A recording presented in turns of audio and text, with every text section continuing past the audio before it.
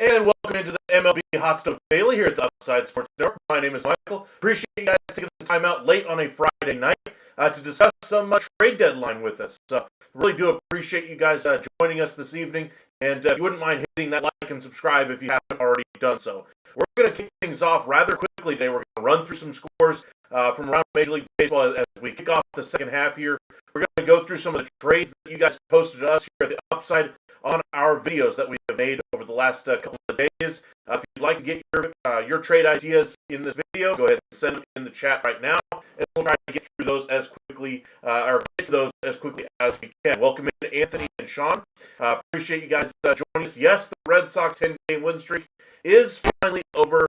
They kind of lay a little bit of a dud today, but Red Sox certainly have in much better stead than where they were, say, 2 weeks ago. But thank you guys so much for joining us. Hit that like and subscribe at the bottom of the video if you haven't done so. So let's go ahead and kick off the show by getting into some of the scores from around the league today. All right, the Rangers pulled out a great pitcher's duel anyway between the Rangers and Tigers. Nothing entering the bottom of the eighth inning, and then a two-run RBI double from nobody other than Corey Seager takes the game 2-0 there. Rangers are going to add here at the deadline, and I think this solidifies that the Rangers will be a buyer at this year's deadline. This is the first time they've been up to 500, I believe, in quite a while now. So they've been getting really close to getting to 500, but couldn't climb that mountain, and they opened the second half here with a victory to get them to 500. For the Tigers, their offense was struggling before the All-Star break for a few games. They struggled again today. I have my questions about the ability of this offense to continue to produce. I believe they're the sixth best offense in all of baseball, third best in the AL, and I just don't think that they have the pieces right now to be able to maintain that threshold. AJ Hinch manages the game essentially as every game's a Game 7 situation, platoons, those kinds of things. I would like to see them get a guy that's impervious to those kinds of things as far as a bat. If they're not going to go that route, maybe they go a little bit cheaper, get a better option in some of those platoons there. So I would like to see them add a bat here at the deadline. As far as the bullpen goes for the Tigers, their bullpen did a nice job today, aside from Tommy Kahnle, who gave up that two-run double. But to me, they just need another veteran at the back end of the bullpen. I'm sure they kick the tires on some of the big names that we've already talked about, Clase, Duran, Jax, and others. But to me, the Tigers just need to make small tweaks around the periphery here. I don't think anybody's going to catch them for the division for sure.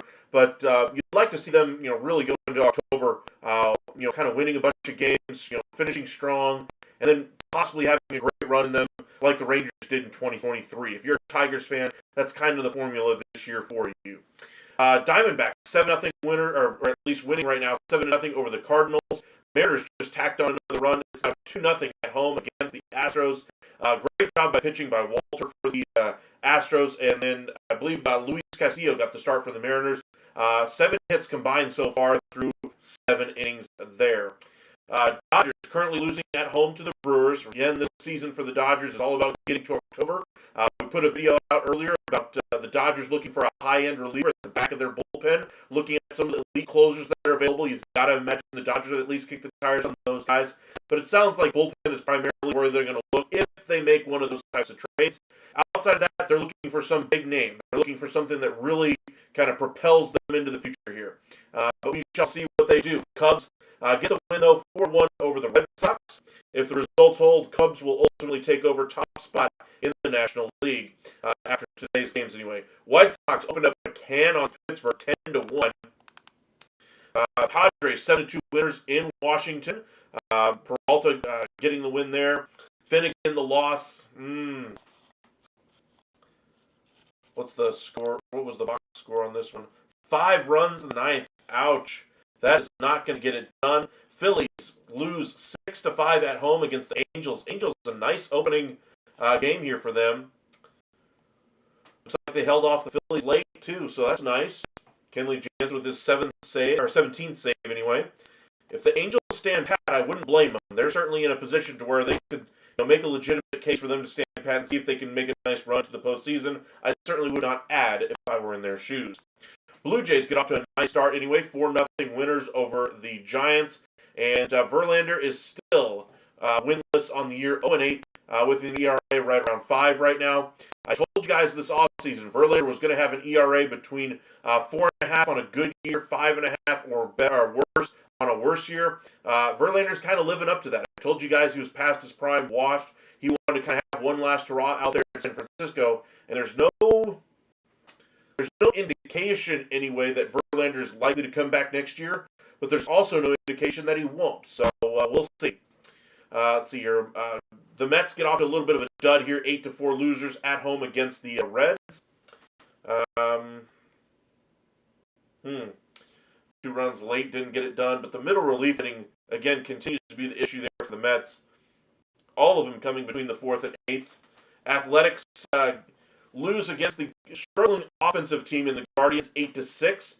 Curious to see what happens with the A's here over the next couple of weeks. Do they decide to break up the team a little bit? Add some starting pitching via trade? That's always a possibility here. Marlins 8-7 winners over the Royals. Estevez a option here at the deadline. Ended up giving up 3 runs in the 10th inning, I believe. Gave up 2 of them earned. That huge walk-off home run to Kyle Stowers. He's going to be a big name to look at the deadline. If the Marlins decide to trade one of their pieces of that caliber, the Marlins, storybook season for how good they performed compared to their expectations, certainly would come to a screeching halt. You got to imagine any forward momentum next year would also come to a screeching halt. That would basically mean you're going back to square one with prospect rebuild, those kinds of things. I wouldn't necessarily rule it out of the picture here for the Marlins if they get bowled over for Stowers, but he's the one guy I'm not trading right now on that Marlins team. And no, I'm not beholden to just the recent run of success here for Stowers, especially in the All-Star game as well. He performed well in the swing-off, and just curious to see which direction the Marlins decide to go. To me, I would hold on to Stowers and just try to build from there, because this offense has been looking for somebody like that for what? I don't know, since a decade when you had Yelich, Osuna, Stanton.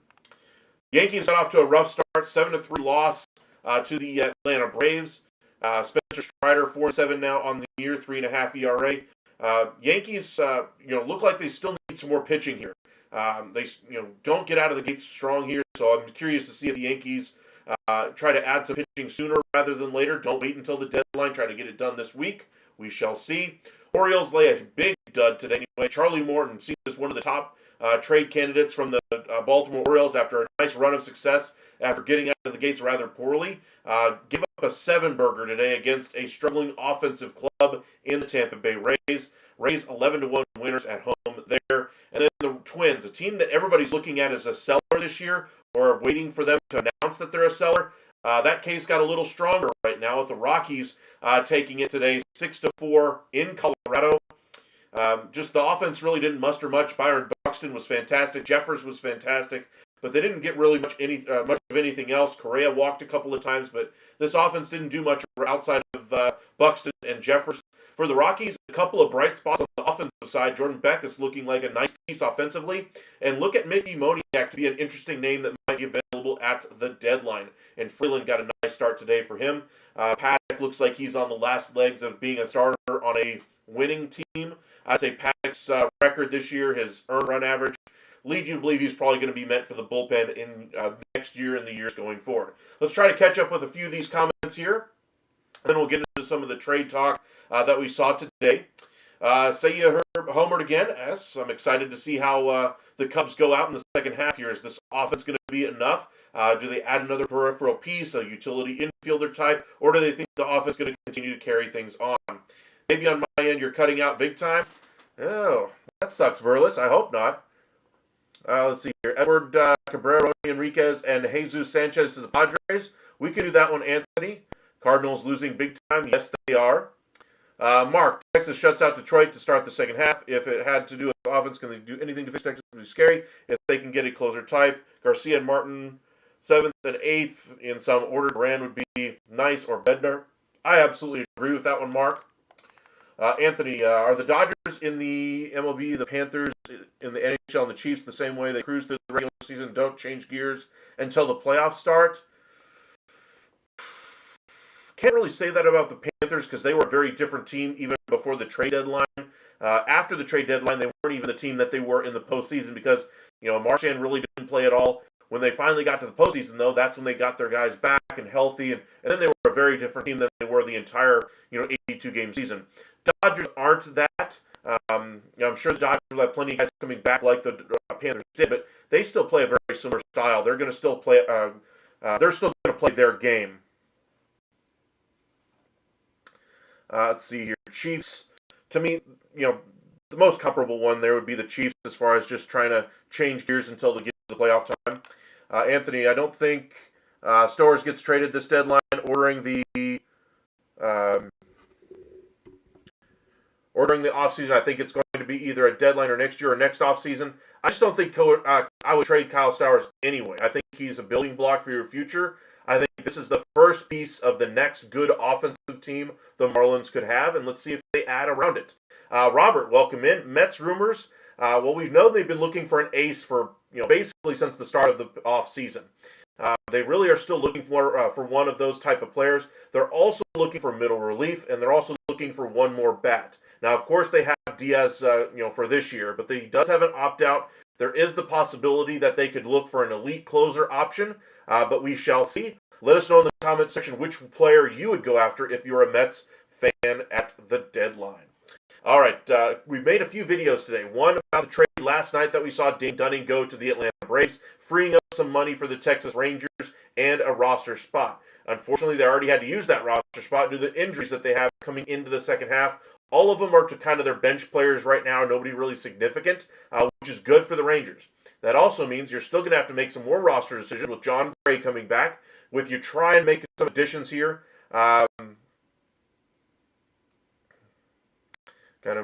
Okay. We'll see if we can kind of look into that after our live here. But, all right.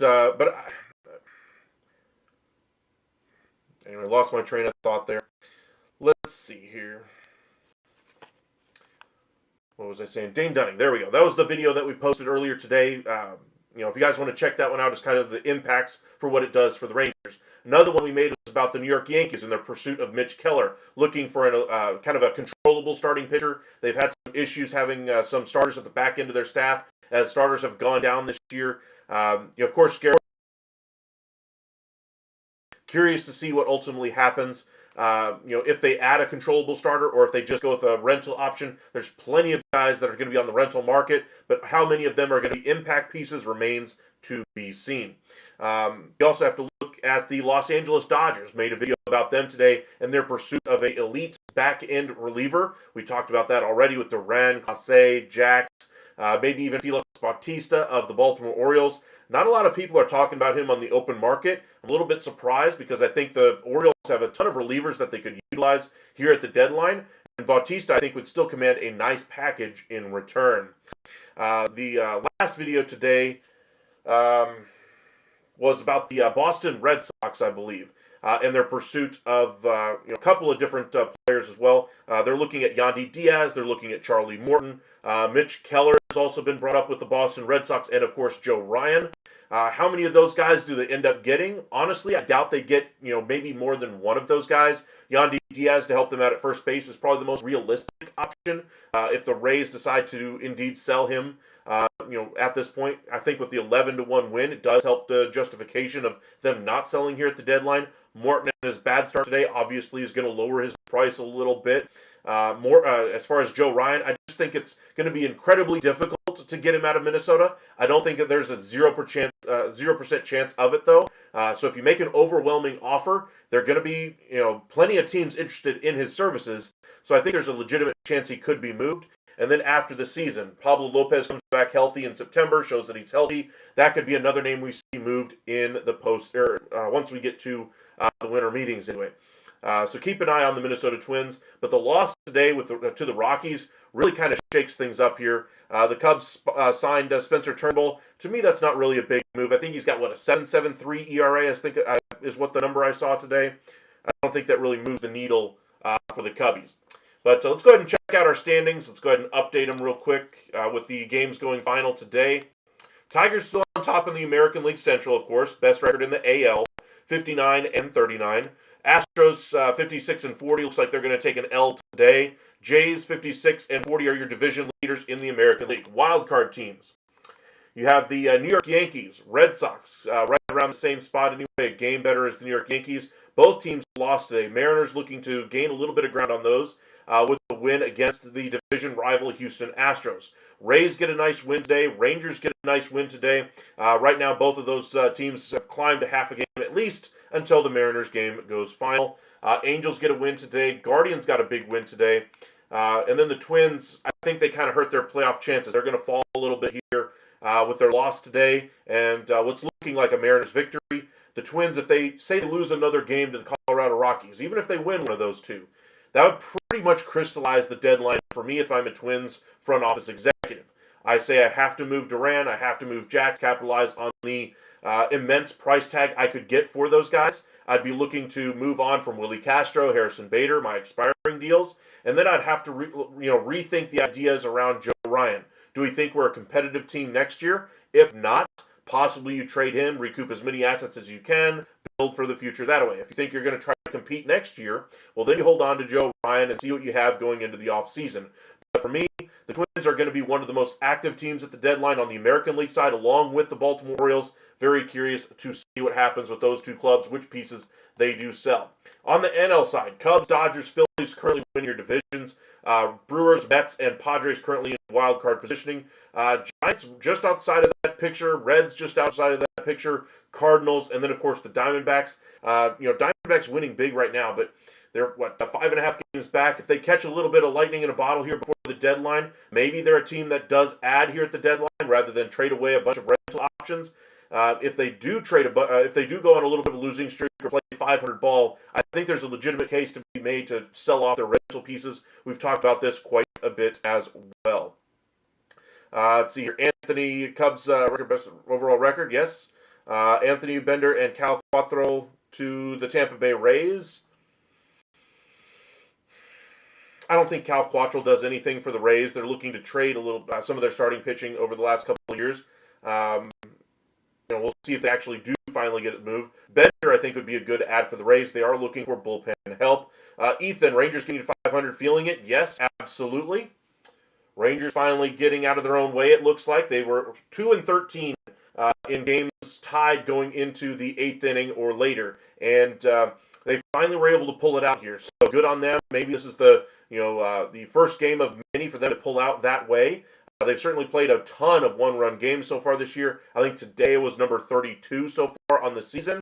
Or at least it would have been a one-run game anyway, except for that two-run double. So I think they're at 31 on the year, if I remember correctly. But either way, they played an incredible amount of close games this year. They were tied going into the 8th inning and were able to pull it out. So welcome in, Hank. Well, you know what they say, no matter what, there's always upside. Sports Network. Thank you, Hank. Appreciate you joining us.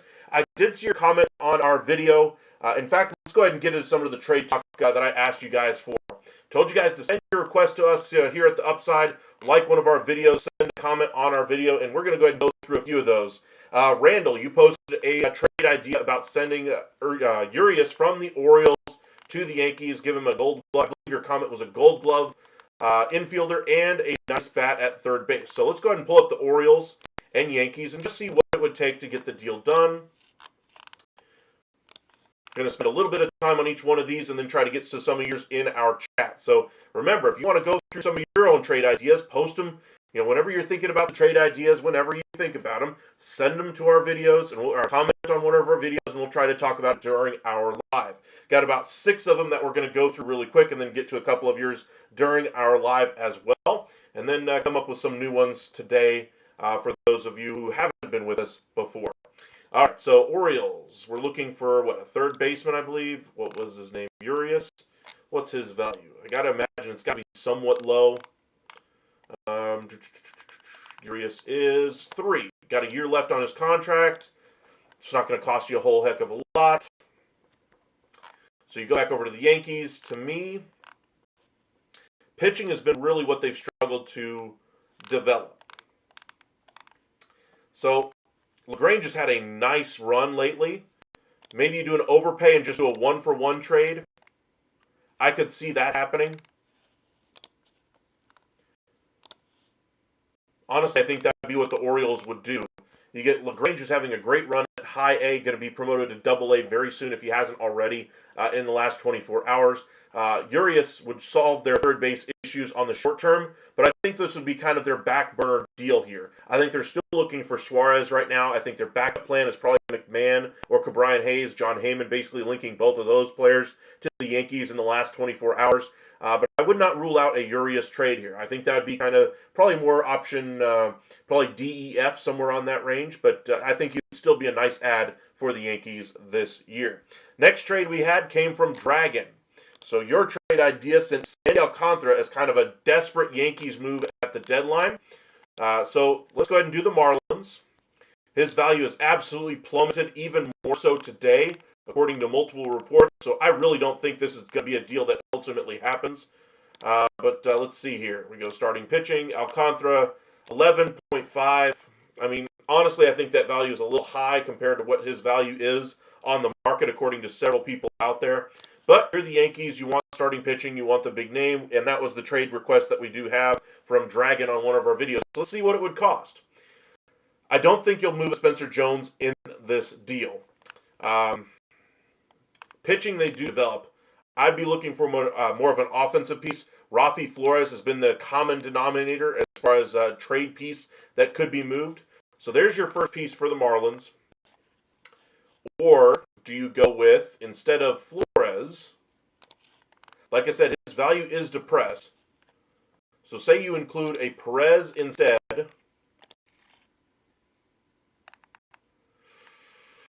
Maybe go both catchers. I think you'd prefer more of a position player mix, though. You're at 4.3. You need about 7. So even if you included players on page 2 of this deal, you're going to need another 3 at least. That ain't going to work. So what could you do? If you did a stack of both catchers, that would be feasible. So there you go, Dragon. You posted on our video anyway about how you thought Alcantara fallback option for the Yankees could be a Sandy Alcantara from the Marlins. That could possibly be what a deal looks like there, as the Marlins are still looking for offensive talent. The next one we had was Zach Gallen going to the Los Angeles Dodgers.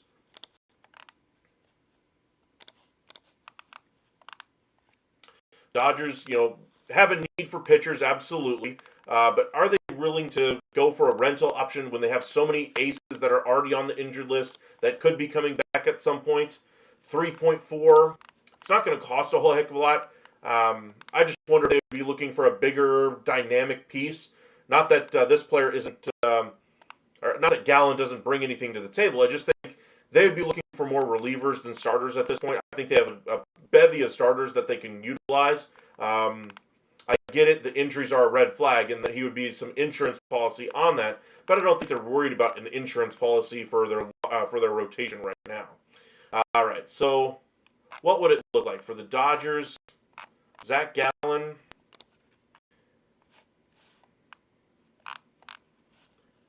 I sworn I pressed. There we go. Page 2. Outman doesn't really do anything for me. May, of course, is expiring deal didn't do anything for me. You could go Osorio as kind of a infielder, kind of as your first piece. Then if you go majors here,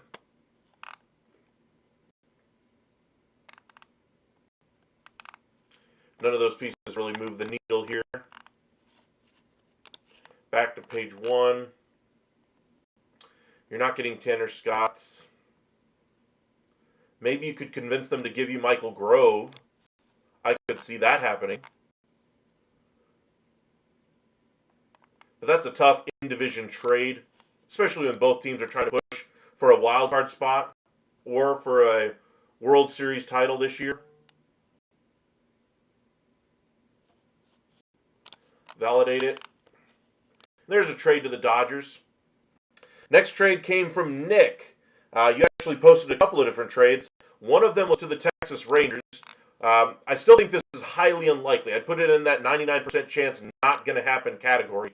And that's going to be Matt Olson from the Atlanta Braves going to the Texas Rangers. Now, I think this makes all kinds of sense from a Rangers perspective because they need a bat. He would obviously fill a big spot in that lineup at a position of need and be under contract for years to come. But what's the reason why the Braves do this? Now, they just came together on a trade for Dane Dunning. Rangers basically saved themselves a little bit of cash here. They could take Matt Olson's deal straight up now. They don't really need to include anything else. They actually dropped Matt Olson's trade value again. Man, this price is so cheap. But I just think it's so unlikely that they're going to trade Olson, Riley, Albies, Acuna. But if you're going to pry one of those guys, first base is seen as a easier spot to fill in the lineup. Braves need starting pitching right now. They need controllable starting pitching that's ready at the majors. So are you really willing to give up from your starting staff to help out controllable starters? A Kumar Rocker or somebody along those lines? No. Obviously, he's more valuable anyway. But maybe you could convince another team to give up a controllable asset. Anthony, you're going to like this one. If we expand this to a 3-team deal, so Nick, Anthony, this will kind of include both of your trade ideas, at least in the past anyway. You go to the Marlins. In-division trade is a little tough, though, for a controllable start.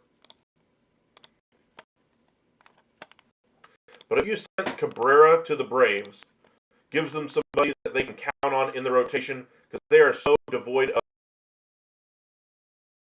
talent, that this would really help out their team. The Braves would still have to give up a little bit more here to make it work, which is kind of hard to see. But all right, so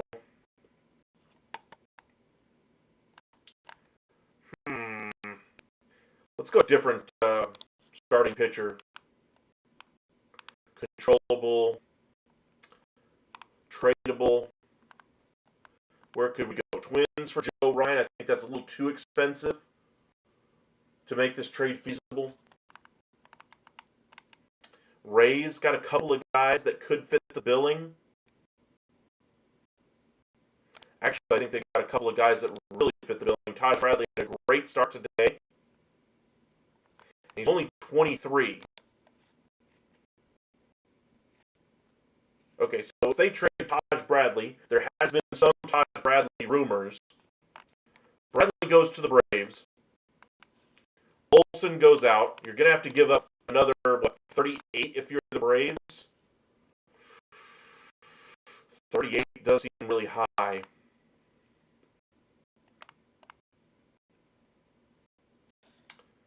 Dylan Lee.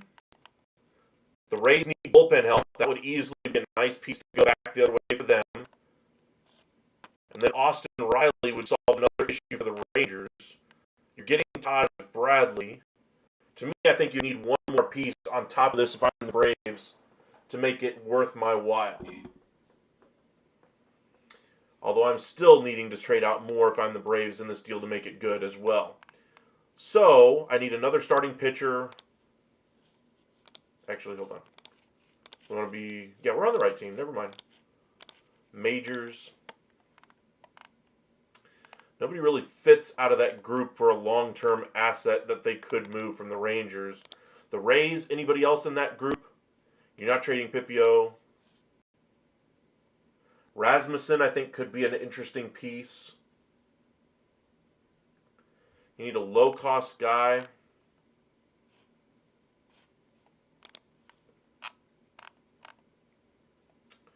Nobody else really fits that description on this team either.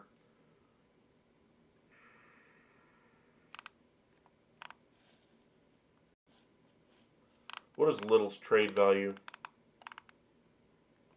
He's an expiring this year. That doesn't really fit this trade either. McClanahan could be interesting, but again, you're adding another 20. I think if you're getting Taj Bradley, you're going to need more. Okay. Let's go one other direction just to see if there's another team that could make sense. Controllable starter.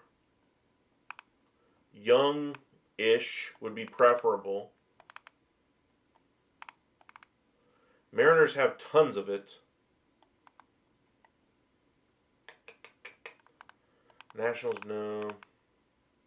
Padres are looking for controllable starters as well. They ain't going to give anybody up.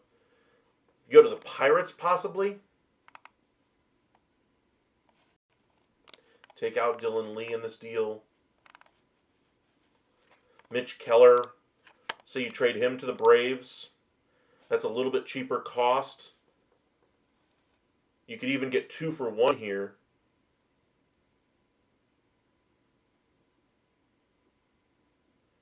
His value is a little too high to make that deal work. That's the issue I ran into with Cabrera. Perez would even be worse. They got so many good pitchers coming here. Let me look at the numbers here real quick for the Pirates pitching staff. I'm going to look at their pitching for the Pirates. Game started. Falter, 4 ERA, Skeens, of course. All right. Moldzinski, 57 innings. How has he done? Ashcraft.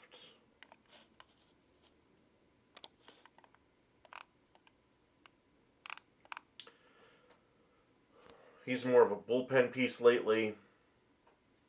Interesting. Ashcraft. They've turned him into a bullpen piece as well. Interesting. I would not have done that. I guess that's part of the reason why Mitch Keller's name keeps coming up, because they just need spots for these guys in the rotation.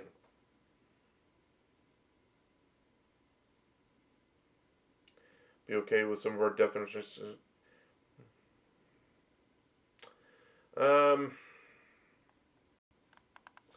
Say you trade a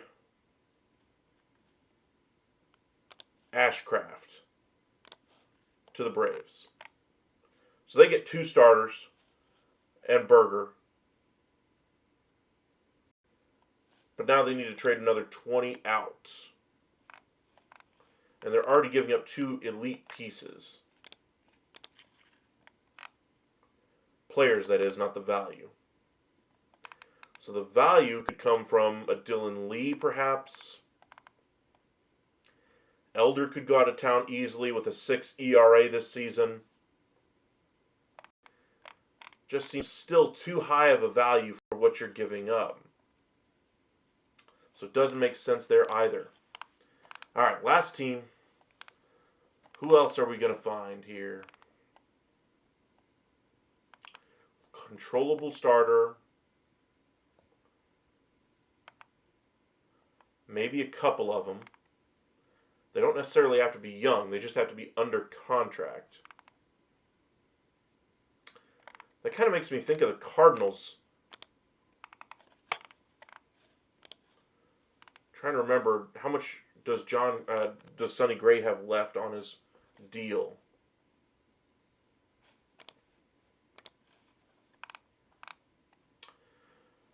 He's got 1 year left, and I think he's got an option, if I remember correctly. -12. The money would be the issue there, of course. Fetty's an expiring, doesn't help him next year. Graceffo could give him another arm that they could utilize.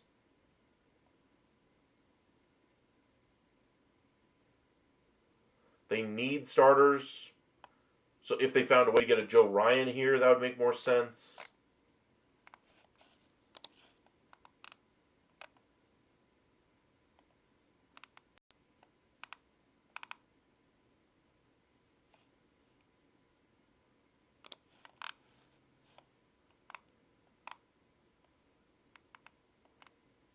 Sheehan, Stone.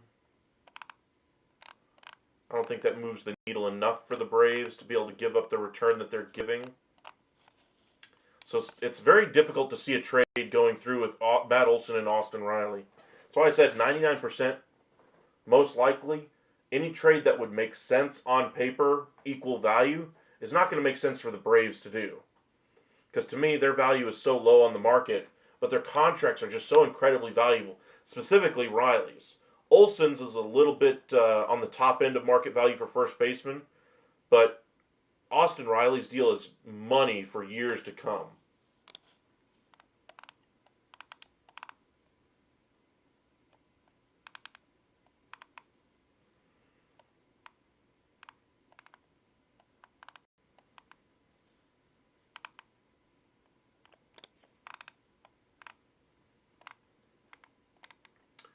Bubic could be your first piece. Then you have Seth Lugo for next year. Okay, that's a nice start. Michael Wacha. But then what's the impetus for them? The Rangers have to give them something that's really worth it for them to give up all of that and not get one of those elite pieces.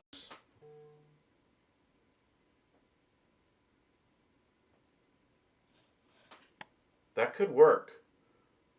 And the Braves and Royals have had a history of trading with each other. This could make some sense. Hold on. Let me check something else. Let me look at the Royals pitching staff real quick and the starters specifically. Wacha 3.74 ERA.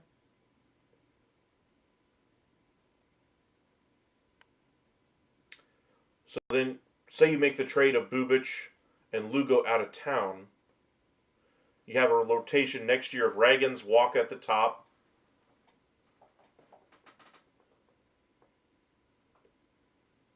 Cameron as your 3 probably. You'd have to go into free agency for a 4. And then you have a couple of guys fight over the 5th spot. That's kind of been their formula the last few years here.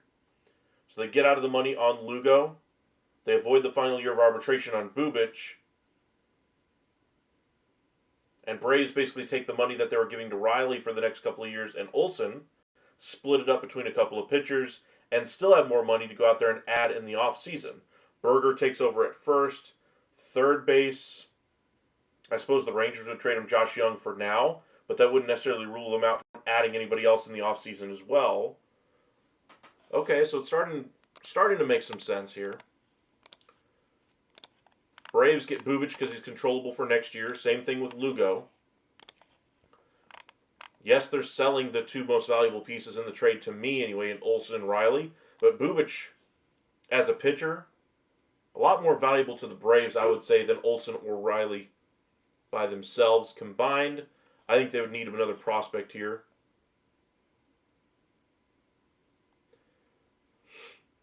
Now it says they're giving up.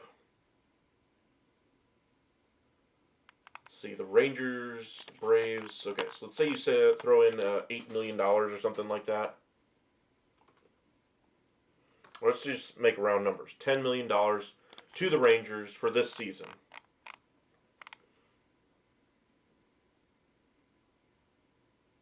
Okay. Now, why do the Royals do this? You're giving up Bubic and Lugo. Get back to our all here.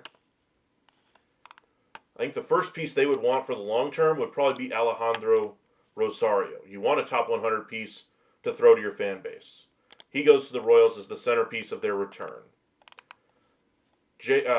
Cole Drake would probably be the second piece I would really want if I'm the Royals, because he would be a starting pitcher of the future as well. Osuna, I think the Braves or Royals would love him.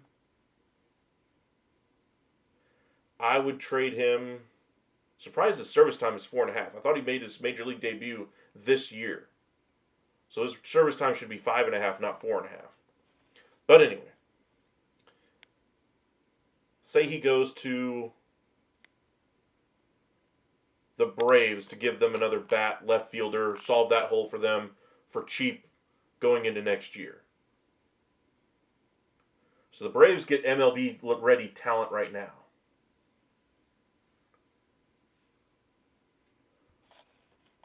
One last player that they would send out. Elder could go the other direction to the Royals just to wrap up their season, give them peace for the future again. You know, they take failed Braves arms or Braves arms that had moments of success, flashes, and make them better in Kansas City. At least they've tried doing that with like 4 different pitchers over the years. Minor, Kyle Wright. There's a couple others as well in there. So we're getting close to a deal. Royals would still need another top piece, to me. Rangers still need to give up a little bit more. So the Rangers would be the team it would have to come from.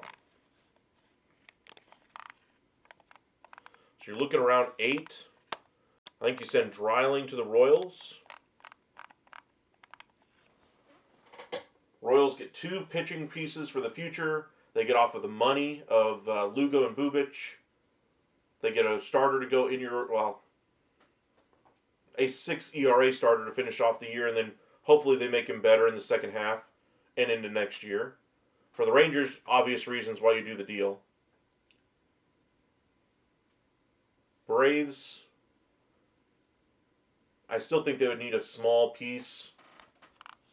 And I think the Rangers have a ton of really good arms in that AA level, high A right now. They'd have to give up one of those guys, I think. I think you trade Colley to the Royals, give them a bat that could be at the majors in a year. That makes their deal look a little bit better. Makes sense for them.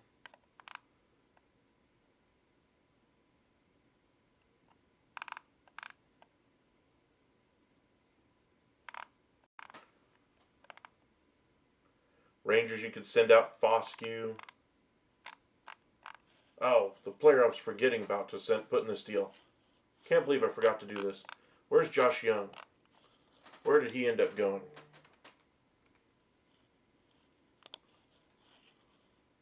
$7.8 value.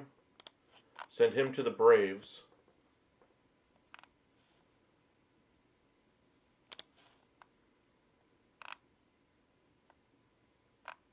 Any expiring deals that the Braves could throw in this deal that they wouldn't need next year anyway? Osuna. Looking for a 7 valuation.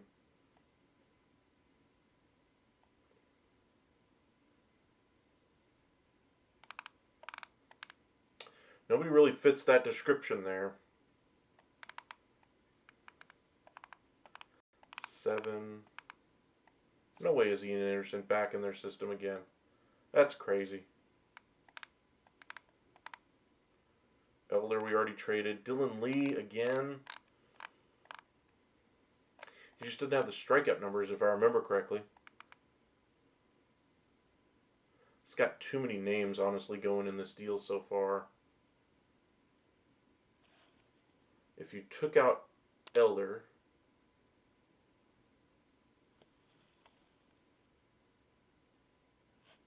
you take out Colley, you take out Osuna there,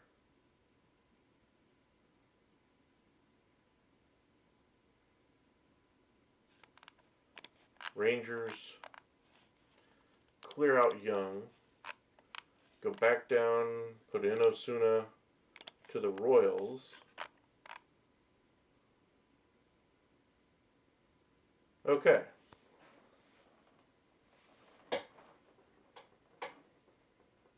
Braves are getting the clear upper hand in the trade by getting a 7 positive value. Rangers obviously get the short end of the stick because they're getting the 2 major leaguers right now. They give up Berger for Riley, Berger for Olsen, obvious improvement. You give up 4 prospects and 2 major leaguers, but very well compensated and under control for years to come. This deal actually makes some sense. It is an overpay by the Rangers. Don't get me wrong. It is very much an overpay.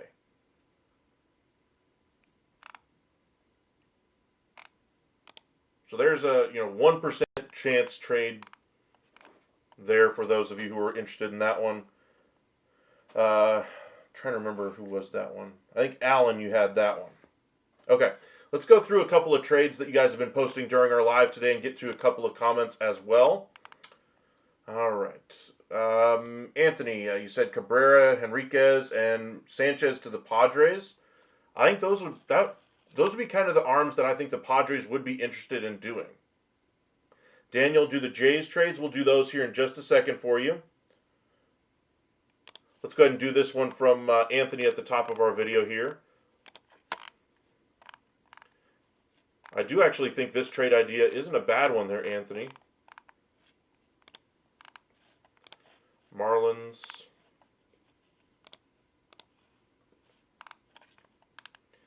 All right, so Cabrera obviously goes there. You're saying Henriquez and Sanchez. Okay. What is he, around 7? I think. 6.7, okay. To the Padres. Now, I'm not sure they would need Sanchez in this deal, so we'll keep that in mind. But for now, we'll leave him in and just see if it makes sense to make the deal. First piece that they could include in a trade, Mayfield at 5.8. This tells me it's going to be hard to get up to the value that you need to get this deal done. So take out Sanchez.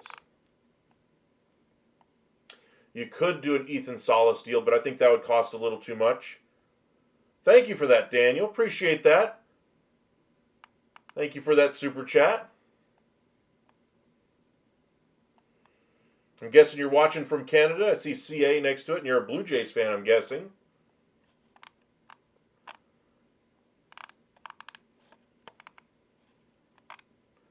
Let's see here. If we did, you could do Cease, but that doesn't make sense for the Marlins at all. You could do Waldron, but that kind of defeats the purpose of doing this type of a move.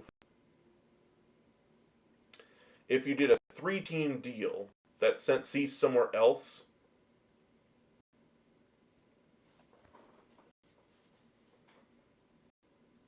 that could work. Otherwise, I just don't see them being able to do the straight-up deal. It's not a bad idea, though, because those are the types of pitchers the Pirates are looking for. I just don't see a deal straight up that makes sense.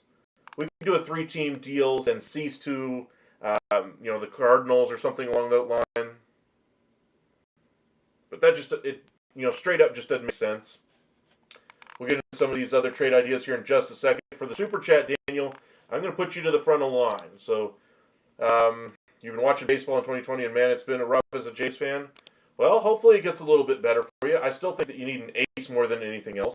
But you're saying to the Twins for Jax Duran and Willie Castro, we can do that one. I don't think it does anything for your biggest need, which is an ace, but maybe you could go after a Joe Ryan in this deal. They have been connected to him, but let's go ahead and do your comment here first. Let's look at the relievers. I doubt you get both of these guys. We've talked about how stacking players doesn't really work at the deadline. They try to maximize the values. So let's say they did both. Now, the reason why you stack is usually to get a better prospect than you could with just one. Like you've identified a prospect you really want to go after. So you're going to have to give up one of your elite pieces. We'll look at your elite pieces here in just a second. Majors, expiring deal, Castro, Blue Jays. think the Mariners, they don't need pitching, though. Think of a team that would be a fit for a pitcher like Cease or something like that. Okay. I was hoping they'd do that and a trade for Merrill Kelly. We've done the Merrill Kelly trade before, actually. These guys can check it out on our live from before. We've done that one before. But 52 valuation, again, you're looking for a piece that's more valuable than what you could get on your own. So Namala would have to be the piece that you probably have to go after here to the Twins. You're still nowhere close. Yasevich, to me, would be the second piece. Kasevich, I think he's the type of player the Twins love to have, and that gets you there. Tigers, they don't need pitching, though, to me. To me, I'm thinking like the Cardinals. I'm thinking like teams that could use an expiring pitcher. The Cubs, the Mets, Yankees, teams like that. But that's how a trade would work essentially between the two. Would I do it? No. If I'm the Blue Jays, I would try to get one of the two relievers. I would probably go for Duran. That means I'd probably take out Namala from this deal. I think Yasevich would still be the ask. And then you're looking 15, so you need around 9 million valuation left. I think King would probably be their preference out of the two there. And then I think you go Emmanuel Bonilla, somebody farther away for the Twins. You're getting close on the deal, so then you throw in one more small piece. Another 17-year-old shortstop prospect for the future. And there's your deal. Blue Jays get Castro and Duran, solves the utility hole issue, and Duran gives them elite reliever, and they get Yasevich and King. Yeah, Jax's value is really high. In case you're wondering, look at where he is on StatCast. Number 8 in strikeouts. That's really good his thing. Chase percentage, best in baseball. Whiff rate, 99th percentile. Now, he doesn't have the closer numbers, of course. And he does give up a hard hit ball every now and again. But he's a really good reliever that's finally starting to get recognized on the national stage.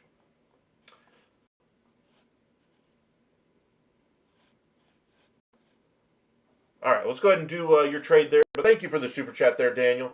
Really do appreciate it. Miami, New York, and the Padres. Now, that's a trade I think we could do. We'll go ahead and do that one real quick to finish off your idea there, Anthony. Mets, Padres. I think they'd prefer to send him to the American League. An American League team that would fit. Angels, no. Astros could. Honestly, I don't think that would be out of the realm of possibility. Let's go ahead and throw the Blue Jays in here. Because they could use a starting pitcher. And Cease, when he's right, could qualify as an ace. So let's do the Blue Jays. And the Marlins, of course. So the Marlins, we did, Cabrera. And Henriquez. Sanchez, I don't really think fits in San Diego, but he could possibly be there. Let's go ahead and just leave all three in there for now. I just don't think the trade value is going to quite work out the way we want it to. All right, so the trade would send Dylan Cease to the Blue Jays. It could include Michael King, but I don't think it would. If they could get off of a little bit of money in their starting staff, I think they would like that as well.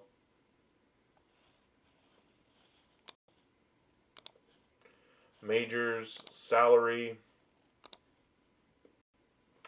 You're not trading Darvish. Musgrove, you're not trading either. So you're not getting rid of money. So what about value?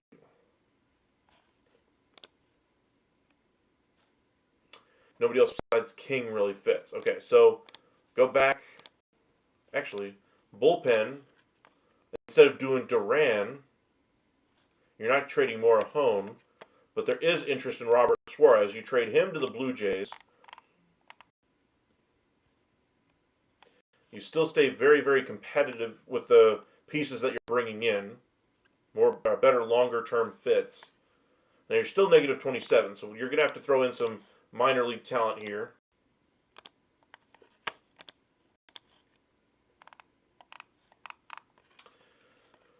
First piece,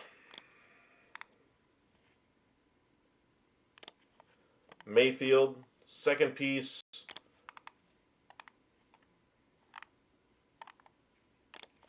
how close are they now?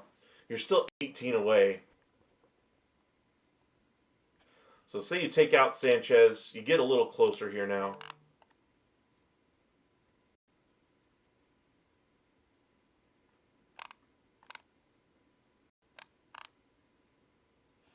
Let's take out Henriquez.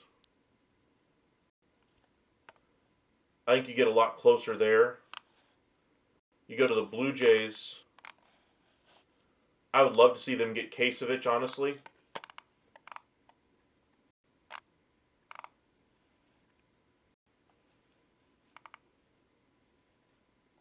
I think it'd be a great fit for the Miami Marlins or anybody, really. But there's your main piece that you're bringing back.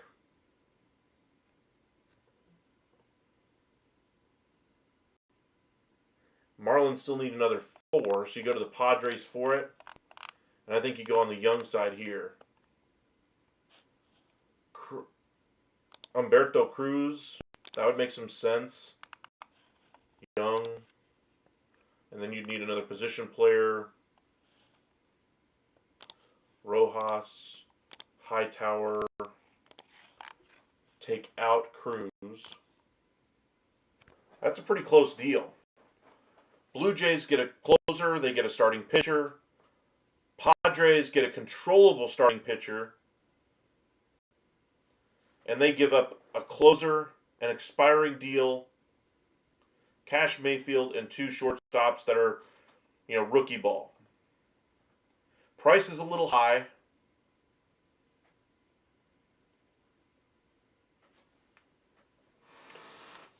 Say the Marlins throw in a nothing reliever on their major league staff.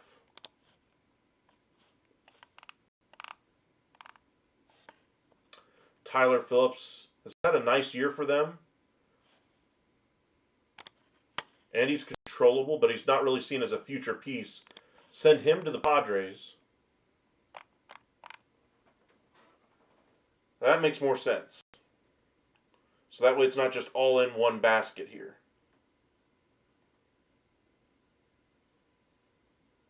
Not a bad deal overall. Not too bad at all. Let's go ahead and validate it and post it. Just kind of an out-of-the-box trade. All right, let's try to do a couple more of yours that you guys sent us during our live today, and then we'll wrap up with a few of our own. Let's see. They got a better trade for a race. They get Bender, Wegman, and Fortes. I don't know what they sent to the Marlins, though. That doesn't really do much, though, for either team. So we'll skip that one. Trying to scroll through a few of these. If Miami sends Middlebrand, Fox, and Dax Fulton, from their system to the Braves, these are young, controllable starters. They want guys that are going to be ready at the major league level right now. They already are going with guys that are at AAA that aren't ready. That's why they made the trade for Dane Dunning, basically helping the Rangers out of a financial situation more than anything else. They're looking for guys that are major league ready or established major leaguers. If you're looking for a trade for the Braves, I would believe they're looking starting pitching, if they decide to do any real trades. All right. Would the Blue Jays have to give up way too much for Anthony Bender? No, he's a gettable piece for a lot of teams out there, including the Blue Jays. All right, let's go ahead and do some fun trades here, shall we? Had a couple of comments saying possibly, I know, Hank, you were looking at the idea of possibly trading Josh Smith and Marcus Semien. I'm just going to show you why that didn't really make sense, honestly, for the Rangers, for Semien specifically. You look at where the money is for Semien. He's got 3 years left after this year, $82 million currently, so You still got plenty of money left on that contract. He's seen as a negative asset. He is the vocal. He is not necessarily the vocal leader, but he's the leader by example in the clubhouse. He's the guy they brought in to set the example, set the tone for the organization, and he's the captain of the team for a reason. You don't trade the captain of your team. Now, am I saying that Marcus Semien does everything that we want him to do as a Ranger and for what the money we're giving him for? Absolutely not. But you're not trading a Marcus Semien at the deadline. Now, Josh Smith, I think he's kind of, the best version of what he's going to be is right now. And so I would be looking to capitalize on his value at some point. Last year or in the offseason, I'd look to try to move on from Josh Smith, maybe go a different direction there. But he's not going to be a big cost in arbitration, so you don't have to do anything here. He is one of your best average hitters, or at least best hitters that hits for an average.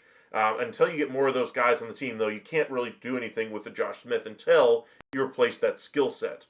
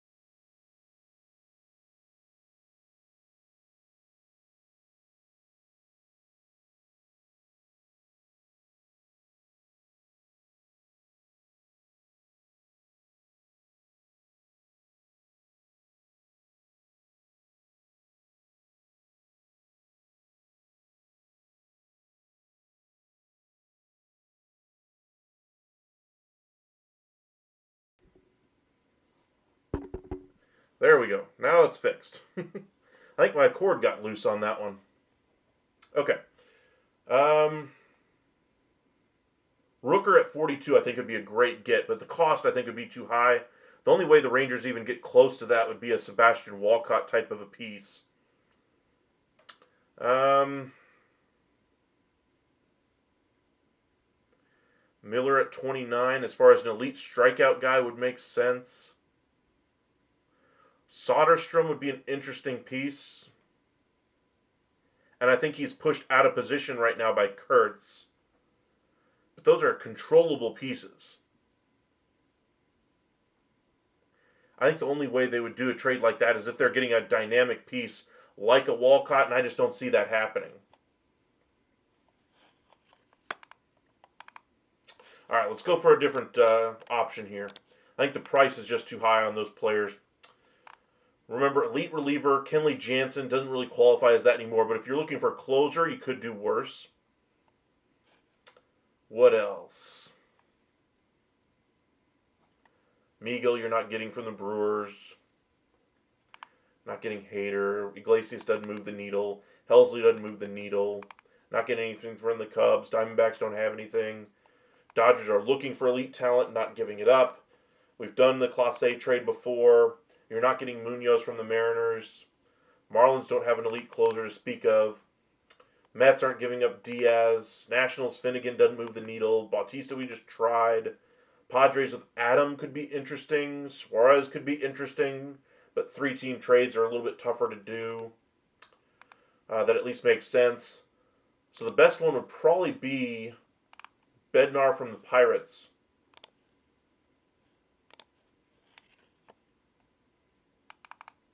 His value right now, 6.4. Very gettable and under control for one more year. That's possible. StatCast, where is he on here?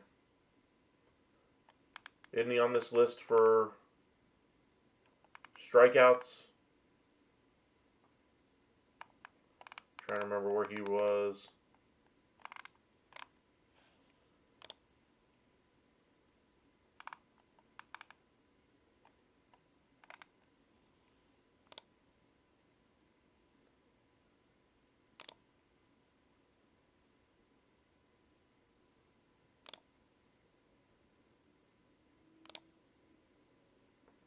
I knew he was top 15 on one of these categories. I just can't remember which one.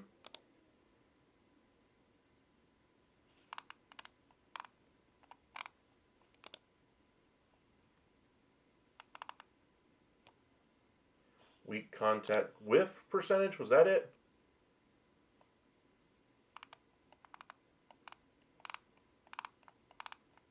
No. Probably in the 60s. I must be missing him.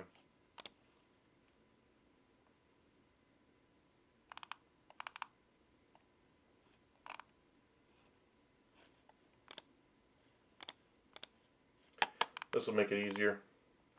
Pirates. There he is. K rate, that's what it was. 96%.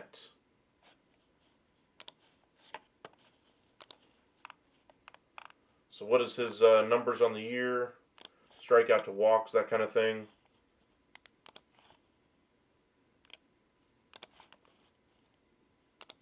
His numbers are a 0 ERA in his last 15, sub 2 in his last 30.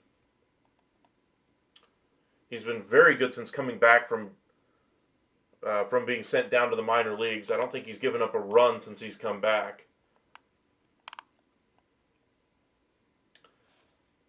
6 1/3, 9 strikeouts, 14 innings, 21 strikeouts. So he does have a pretty good strikeout rate. Walks, 1 out of every 5, or 1 out of every 5 strikeout to walk ratio. That's not a bad ratio there. The Rangers do need more strikeout guys in their bullpen. So this is a very reasonable name at a very reasonable price and controllable for one more year. And they've been connected to him for basically 2 years in a row now. Well, I say 2 years in a row. They've been connected to him 3 years in a row, including this year now.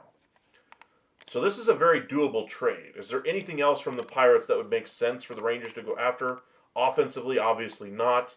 Controllable starting pitching, though, is something that they have that they could go, or that they could go away from. What does Mitch Keller's numbers look like? Because I can't remember off the top of my head. I did that video on him earlier, but yeah, 3.48 ERA, 3-10, 27 walks to 92 strikeouts. So strikeout rate is a little weak. Walk rate is okay. Doesn't give up a lot of home runs. Eats a lot of innings. Those are all good things. Whip rate's good. Average is a little higher than obviously in Paul Skeens, But Paul Skeen's in a different category all unto himself. But he would be probably the number 3 in the rotation next year, in front of Leiter and Rocker. They have been connected to some of these controllable starters, though. Does Keller move the needle enough, though, to bring him in at 34? I would probably lean no. Jarrett Jones. Name rings a bell anyway.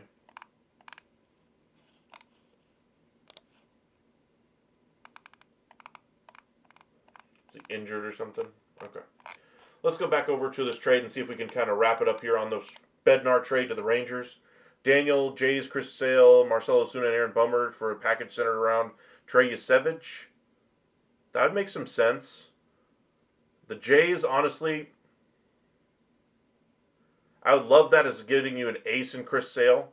The question is, to make it make sense for the Jays financially, or for what they're giving up in Yasevich, you'd have to get the Braves to kick in a little bit of money in that deal.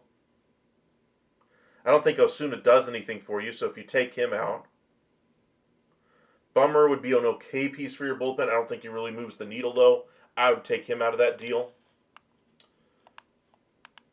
Pirates are looking offense. If they're looking for an MLB-ready piece, maybe do it straight up for Osuna. I don't think they would, but if you do Osuna, and then say like a really low value, low-level piece here, I don't know, I'm looking for like a Morel maybe. Again, you're looking to you're trying to beat other offers. So it's got to be something a little bit better. Maybe you send a Cam Cauley who doesn't really have a future with this team.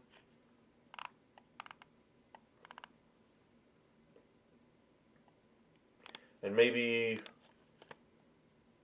I think you could even include Ezekiel Duran in this deal. Get off of his deal. Doesn't have a fit on this roster anyway. Send him to the Pirates. Now you're at 8.5.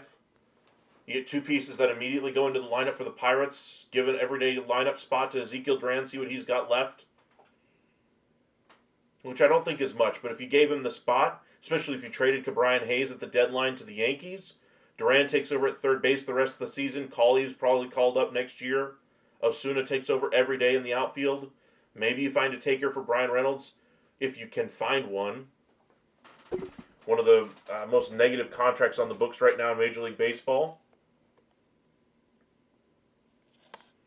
Thank you for those likes. Appreciate that. You wouldn't do this trade? For Bednar, I would do this trade.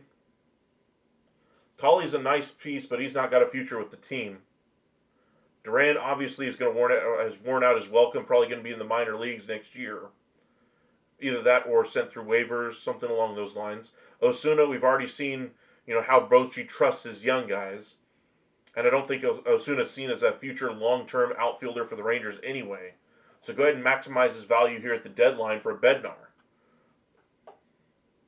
You're basically taking 2 unusable pieces for your organization and a piece that does help you right now in Osuna and still has some value, and trading it for Bednar for this year and next year. I don't hate the trade. And you get to keep all your starting pitchers as well. You think you're overpaying with the Osuna and Duran? Well, to me, Duran's going to have to be off this roster anyway for the additions I want to make at the deadline. So we're going to lose it. We need the 40-man roster spot. Duran has a .1 value. There was some thought that Duran would be sent down going into the second half here. Without the injuries, I think if the injuries didn't happen, I think Duran would have been sent down. It is a minor overpay, sure. But I like that deal for the Rangers. I would do that deal. Because you don't move Cole Drake, you don't move Mitch Bratt in a deal for a closer like Duran or Clase A. Those are guys that you'd have to trade. In this trade, the cost is so much lower. Unless you think Osuna's taken over for Adolis Garcia in a couple of years in the outfield. I don't see the reason why not making this move here.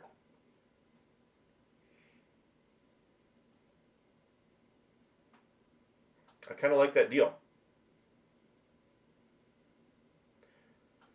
I would not be surprised if this turns out to be the addition the Rangers make to the back of their bullpen.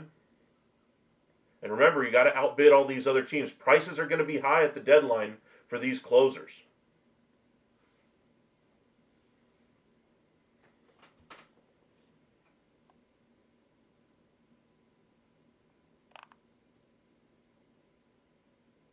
I actually like that deal quite a bit. All right, let's go ahead and do one or two more before we head out for the evening. Be sure to hit that like and subscribe if you have not already. And thank you guys for interacting in the chat and helping me out anyway. I didn't realize my cord had come loose, so thank you guys for letting me know.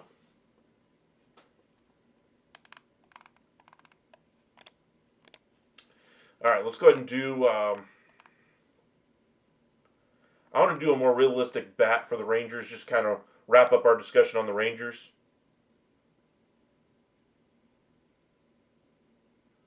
You do it if you get Clase or Duran from the Twins.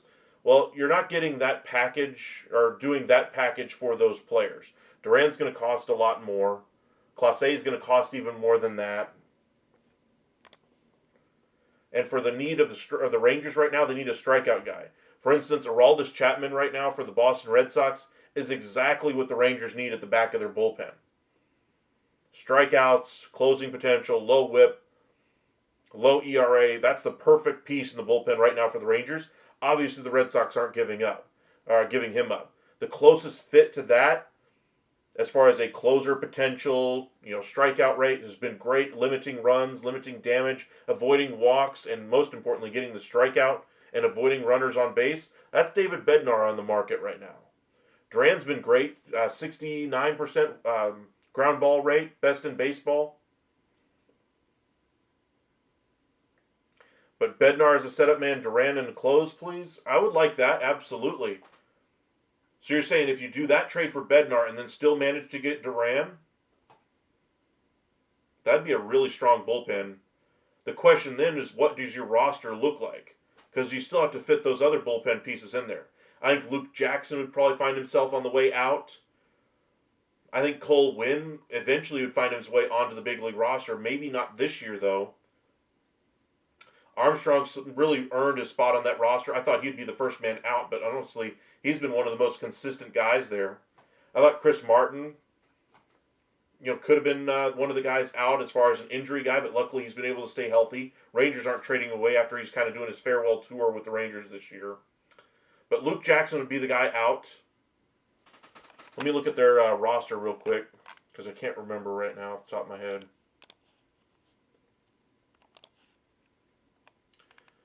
All right, active roster.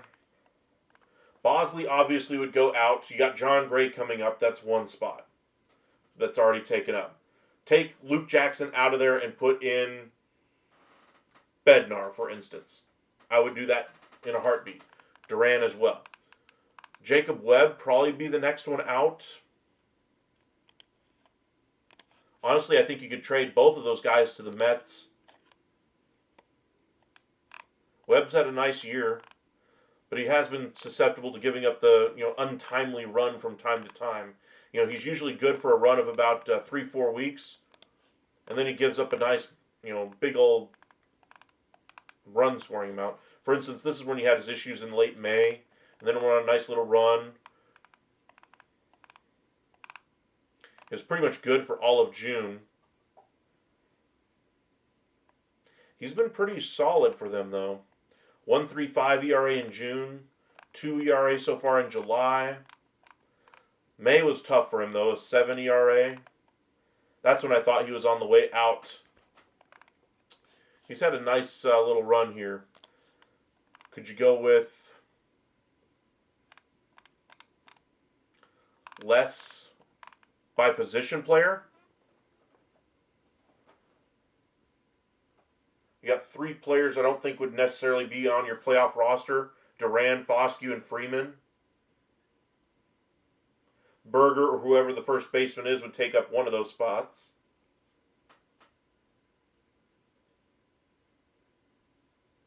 Haggerty probably takes another one. And then probably Duran right now would be the favorite for the last infield spot, although I think they'd try to upgrade that spot at the deadline for a bat. Rowdy Tellez obviously would come out. Jock Peterson would go on. And then you'd still have Osuna. So if you took out Osuna, you brought in Haggerty, that would be your spot that you could get another reliever into that bullpen. And you still got Maley coming back as well, or Molly coming back. Rangers have a lot of pitching here. I'm sure there's a couple of guys here who have some options. Maybe send down Kumar Rocker at some point to make the flexibility there for Molly. He goes tomorrow, it is after midnight now. He goes today for the Texas Rangers against the Tigers. In case you guys want to watch a great baseball game, check out the Sunday baseball game between the Tigers and Rangers. It's going to be Tarek Skubal versus Nathan Eovaldi. I think that's going to be a very telling game for both teams. One, can they get their offense to perform against some top-level starting pitching?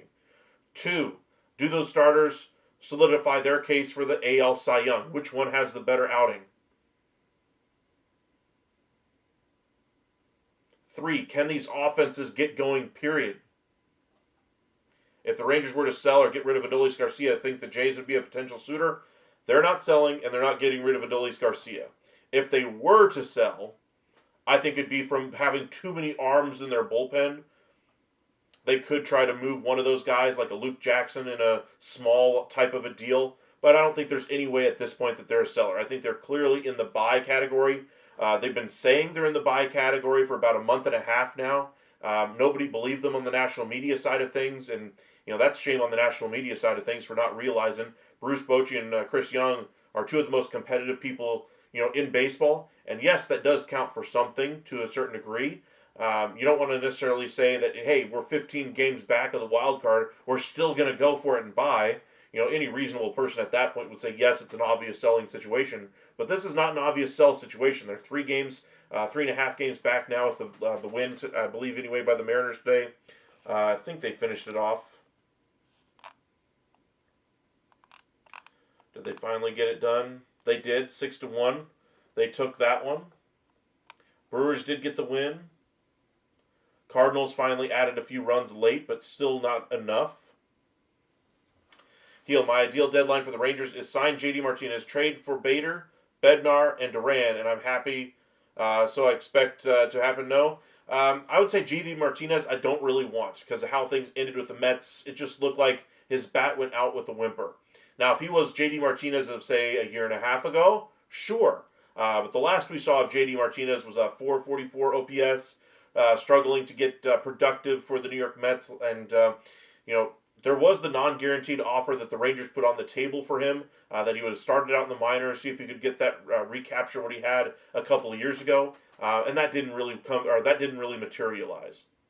Now, Bader, I think, would be a great right-handed hitting outfielder for the Rangers if they were to move on from Osuna, kind of getting out of that lefty-heavy outfield alignment, give somebody in center field to spell Evan Carter. I think Bader's defense would be a great thing for them to add out there as well for late in games.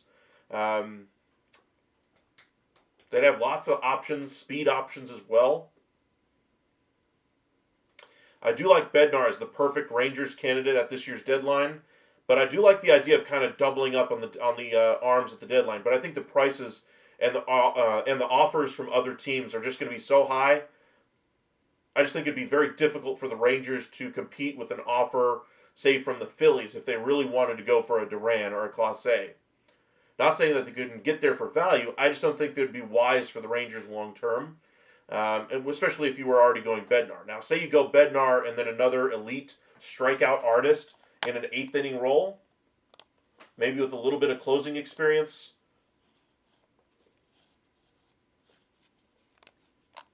Let's go to all teams here. Update. Strikeout percentage. See, this is why I said Aroldis Chapman really would be right at the top of the list right now for the Rangers. Strikeout percentage, whiff percentage. expected weighted on base percentage, batting average, slugging, on base, fastball velocity. That's exactly what the Rangers are looking for at this year's deadline. Mason Miller would be in that category. He's not going to go anywhere for the Rangers, at least. Griffin Jacks kind of fits it, but doesn't have the closing experience. So you need to get Bednar or a Duran first. And I think it'd be difficult to get both of those guys from the Twins. Bautista, I think, kind of fits that same category. The whiff percentage as well is what you really like. Cade Smith. What is his value from the Guardians? We talked about Clase quite a bit, but what's Cade Smith's value? He could be the eighth inning kind of Mike Adams guy that the Rangers did years and years and years ago. His value is, he's got an extra year of control, so this is kind of like Griffin Jacks to me for the Guardians.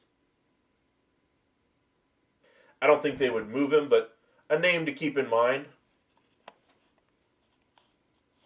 Let me go back to that StatCast real quick and just go through one or two more names before we sign out for the evening.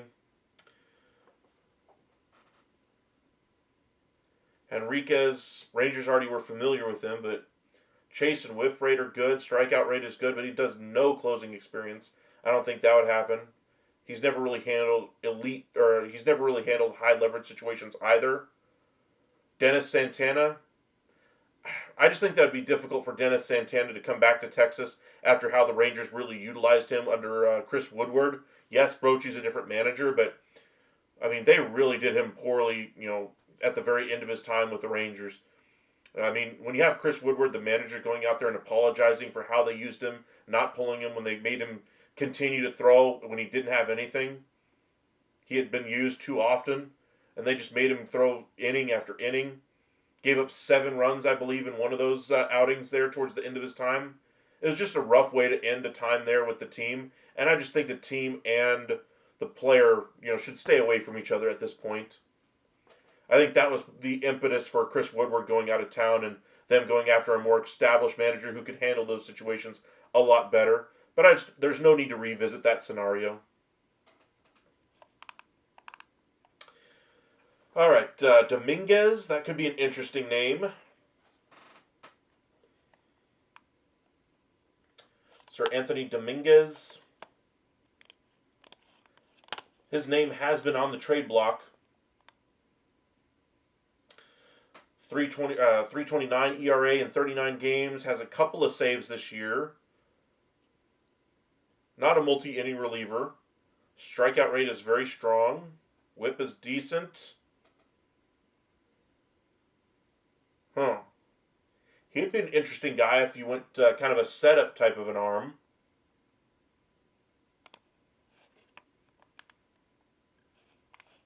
Let's look at chase percentage is the last one I wanted to look at. Jacks, Hoffman, Tanner Scott, Mason Miller, Shelby Miller. Chris Martin's getting a great chase percentage on those as well. There's Dennis Santana that you just mentioned, 96th percentile. Strikeout is very low. The Rangers already have plenty of guys like that. They're looking for strikeout artists. Let's go back to strikeout percentage here. Go a little lower in this range. Remember, Brian Baker was just traded for the number 37 pick in the draft.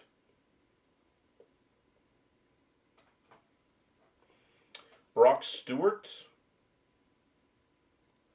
Hello. Let me look at you for real quick. 2.45 ERA, 29 innings. So he's a very short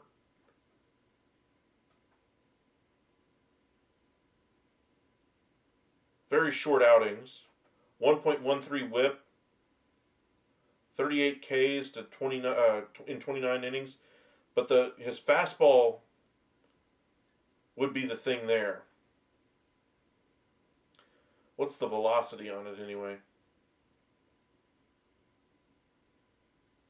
77 percentile at 95.9. So it's not. It's a good pitch for him, but it's a little bit of a surprising number there. I think they'd want a little harder thrower. We're talking probably 98. So let's try to sort by fastball velocity, perhaps, in combination with other numbers here. Mizrowski is number 8. Alvarado, of course. Martinez, he's out injured. Seth Halverson, by the way, got his 9th save today. But again, it's Colorado. Velocity is really the one thing he's got going for him. And then there's Duran. 100th percentile. He still would be my number 1 guy I would want to go after.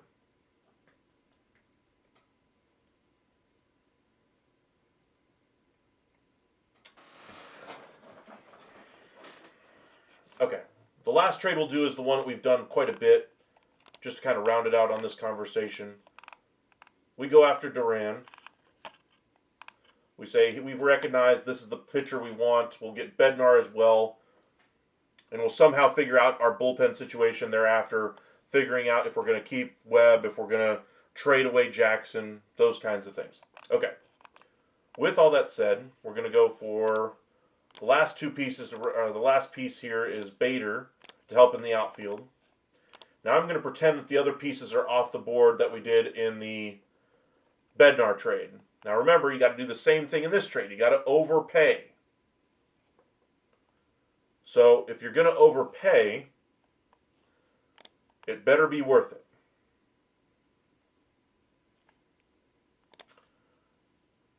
Rosario is your first piece. Drake is your second. You're already there. But again, you have to overpay to get there.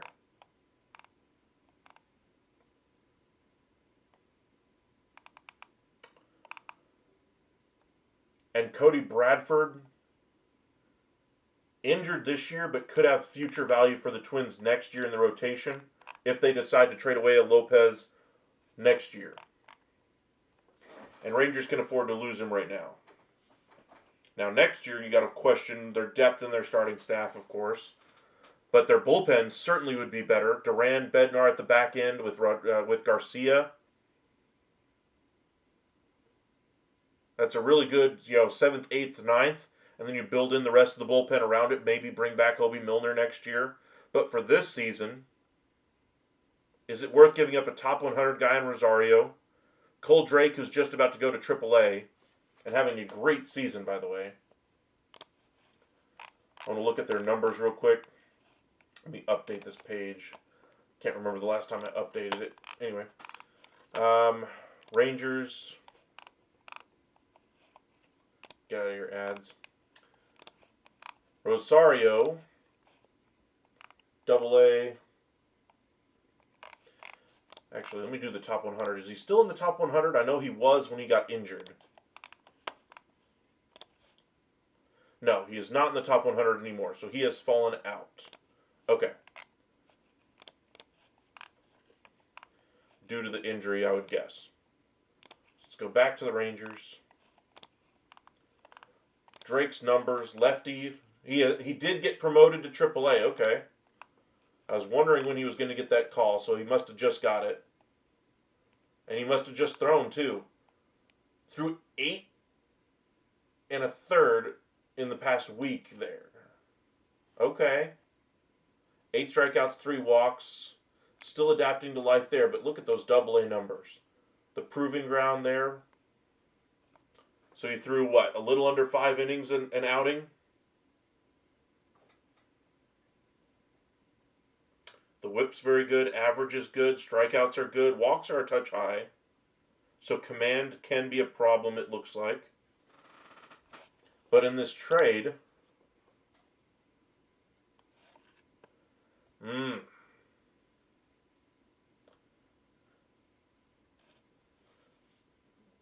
I think that would be a trade that they would probably say yes to.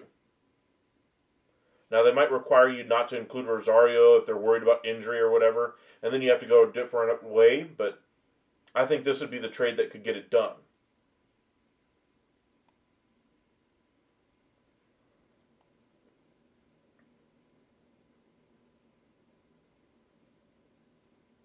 It's not a bad deal either. Now, to me, I still would want a bat, a low-cost bat, however I could get one. Has Ha-Sung Kim even played a game yet? It's Young Kim? No idea.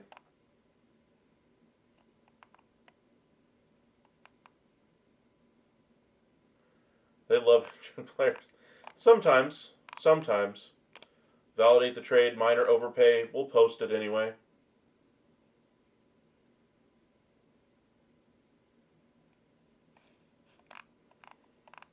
So that'd be part two if you really wanted to build an elite bullpen. Because you got arms that are coming back. You're going to have in the neighborhood of 7 starters here inside of the next 3 weeks. Kumar Rocker probably going to go back down to AAA at some point, I would guess. His innings have got to be getting close to his threshold.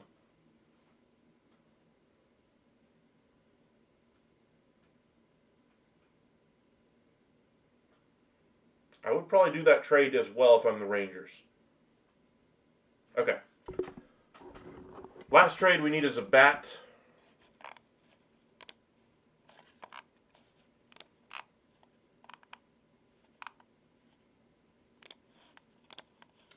Where do I go for a bat?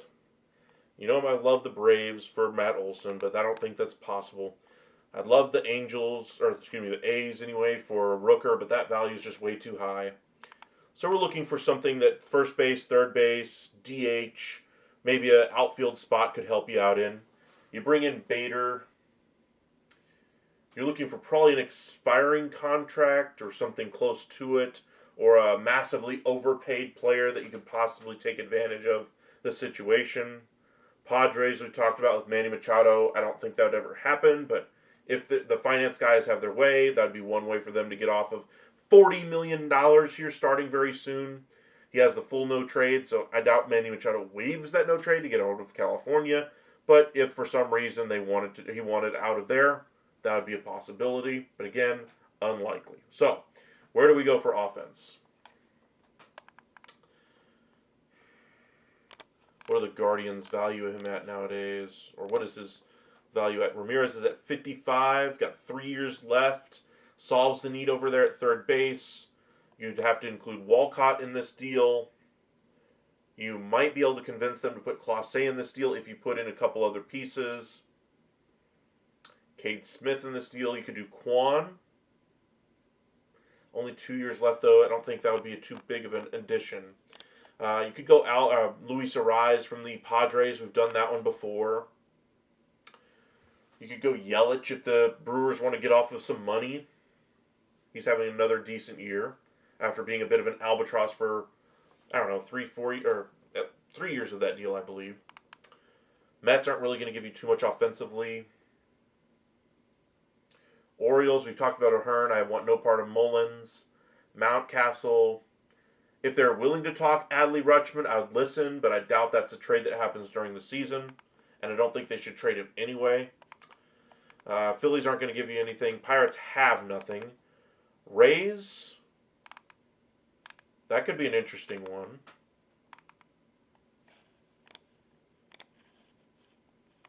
What is Brennan Lau? Got a year left, 5.8. He's having a very nice year. Josh Naylor we've done before. That could be the trade there. You'd be looking into Ryan McMahon and Brendan Doyle from the Rockies. McMahon's got too much negative trade value, and I think that the other teams interested in him would be willing to pay more than what I would if I were the Rangers anyway for McMahon, seeing as how that deal is a little underwater anyway. Diaz's value is a little bit higher now after the rumors around the Red Sox, etc. But Brendan Lau, I think, would be a great addition.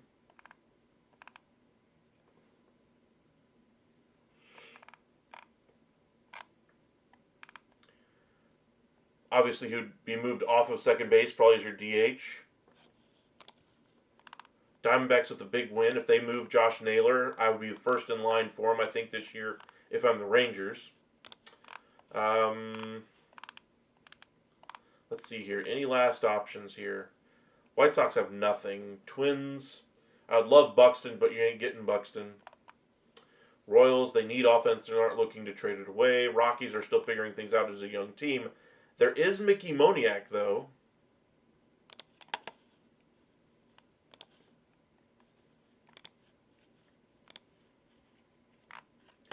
But it is playing in Colorado.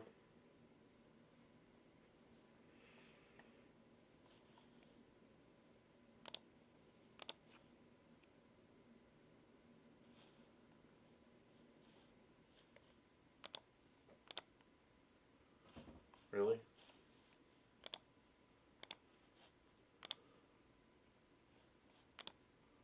Oh, second base. Hot. There we go. Rockies.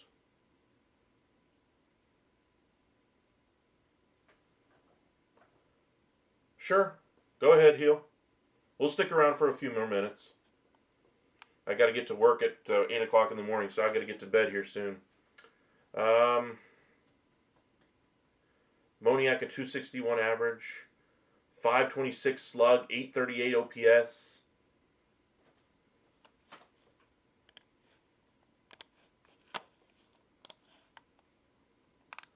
Former top piece that's really turned into a nice bat.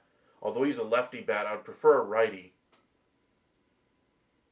And I'd prefer an infielder, preferably, because if I go get Bader, Moniak doesn't really fit. But those numbers do play. 9 for his last 23, a 391 average. In his last 30 games, he's hitting 330. Not for much slug, surprisingly. Or hold on. That's his slugging percentage? So his OPS plus slug, on base plus slug has got to be, what, 1,000? He's on some kind of a run. Strikeout rate, 5 for 23, 12 and 46, 24 and 91. It's a little high. Walks are decent, though. And he's an on-base threat. He's on a nice run. June,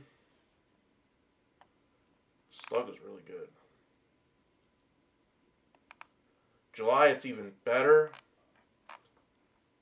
May, it was a 353 slug, or 359 slug. April, 384. So did you figure something out, say, right around here? May the 4th? That'd be a really interesting piece. How many more years does he have under control?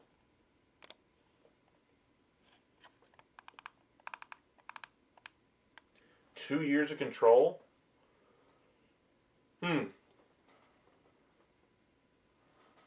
That'd be a very interesting piece at the deadline, that's for sure. Low cost. All right, what else we got?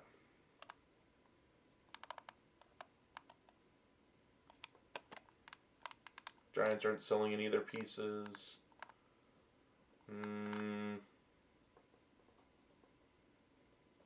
And Duhar doesn't move the needle for me. I think that's pretty much it. Naylor would probably be the first baseman. Diaz would be in that conversation.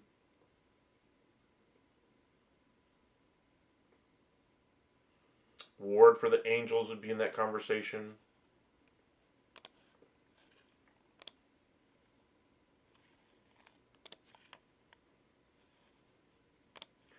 Last 30 days. Darno, Ardell, Ward, 272. Okay. You got your lineup in there, Heel? About to head out here in just a few minutes.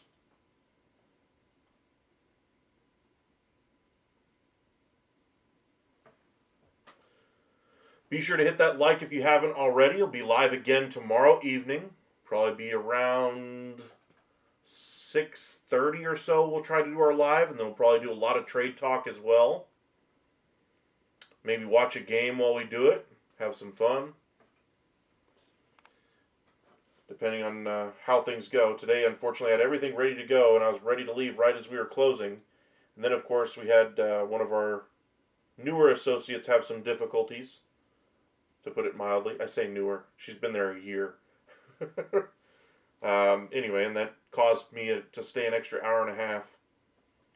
So I was not a happy camper, hence the late start tonight. My apologies. That, and I wanted to watch the end of the Rangers game since I had to work so late. So you're saying McMahon, Simeon, Smith at third, Seager, Langford, Bader, Carter in center, Garcia, Berger, Wallner as DH. Wallner's had his struggles offensively this year, but his potential is certainly there. Young would be involved eventually when he's back at third base. Yes, I do like that. McMahon, I just think I liked McMahon when he was a prospect coming up for the Rockies. He didn't quite get to the lofty expectation I put on him. He's still a nice player. I would just go a lot of different directions at first base. I mean, as Rangers fans, we've been spoiled over the years at first base. Rafael Palmeiro, Lee Stevens for a period of time, Will Clark, David Segui, Mark Teixeira, Mitch Moreland, Chris Davis for a period of time. Did I just say Mitch Moreland? I think I did. Where's the power hitting lefty bat that just crushes the ball out of the ballpark and pulls it? The right-handed hitting, right-handed hitting power hitter, I think would be another great fit. Prince Fielder for a period of time at first base.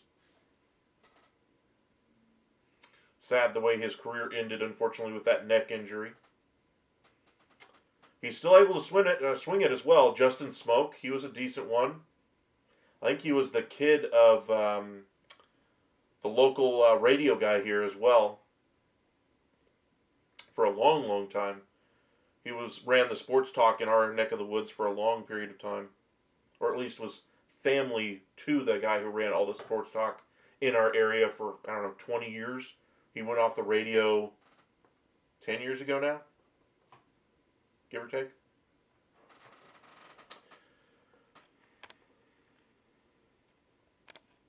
I mean, just to kind of wrap up that thought on first baseman, I suppose.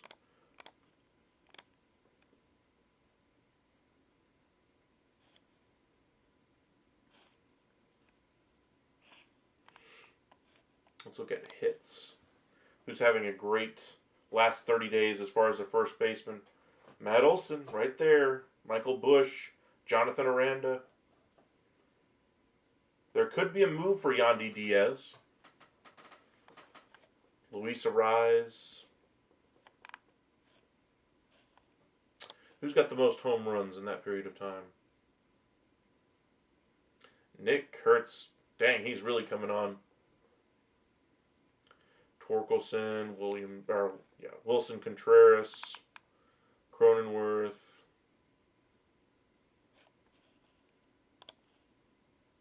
Who's got the most RBIs at first base? Nathaniel O's driving in some runs. 231 average, though, doesn't move the needle.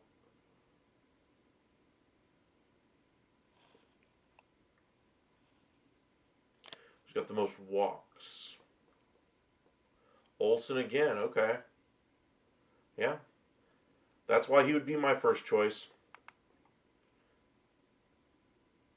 Cronenworth, Berger platoon would be nasty. Honestly, I'm looking bigger game hunting than even Berger. I want an elite first baseman. Like, 2024, let's just look at the first baseman. Home runs. Let's see, Berger's top 5 in that category. Average. Qualified. Vlad, Freddie Freeman, Yandy Diaz was good last year. Not as good as he had been, but still really good. Let's go back to 25. How is Carlos Estevez doing? Not well. He gave up 3 runs tonight, blew the save, gave up 2 earned. Massive home run, 2-run home run to walk it off for Kyle Stowers. That's his 6th blown save of the season? 7th? He's having a decent year, but the blown saves are starting to add up.